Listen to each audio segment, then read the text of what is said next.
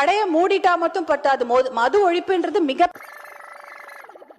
Sustained effort தேவை, தொடர் முயற்சி தேவை. ஒரு கடையை மூடிட்டா மட்டும் பத்தாது, மது ஒழிப்புன்றது மிகப்பெரிய சப்ஜெக்ட். அதுக்கு எவ்வளவு நேரம் வேணா பேசலாம். ஆனா அந்த ஒரு கடையை மூடுனா இன்னொரு கடை திறக்காம பார்த்து கொள்ள வேண்டும். அதற்கு விழிப்புடன் தொடர் முயற்சி. கடையை மூடிட்டா மட்டும் பத்தாது, மது ஒழிப்புன்றது மிக சஸ்டைன்ட் எஃபர்ட் தேவை, தொடர் முயற்சி தேவை. ஒரு கடையை மூடிட்டா மட்டும் பத்தாது, மது ஒழிப்புன்றது மிகப்பெரிய சப்ஜெக்ட். அதுக்கு எவ்வளவு நேரம் வேணா பேசலாம். ஆனா அந்த ஒரு கடையை மூடுனா இன்னொரு கடை திறக்காம பார்த்து கொள்ள வேண்டும். அதற்கு விழிப்புடன் தொடர் முயற்சி தேவைப்படுகிறது. அதையும் நாங்க இந்த வேண்டுகோளாக இப்ப சொல்கின்றோம். கடையை மூடிட்டா மட்டும் பத்தாது, மது ஒழிப்புன்றது மிக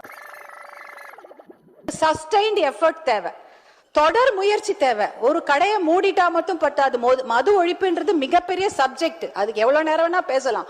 ஆனா அந்த ஒரு கடையை மூடுனா இன்னொரு கடை திறக்காம பார்த்து கொள்ள வேண்டும். அதற்கு விழிப்புடன் தொடர் முயற்சி தேவைப்படுகிறது.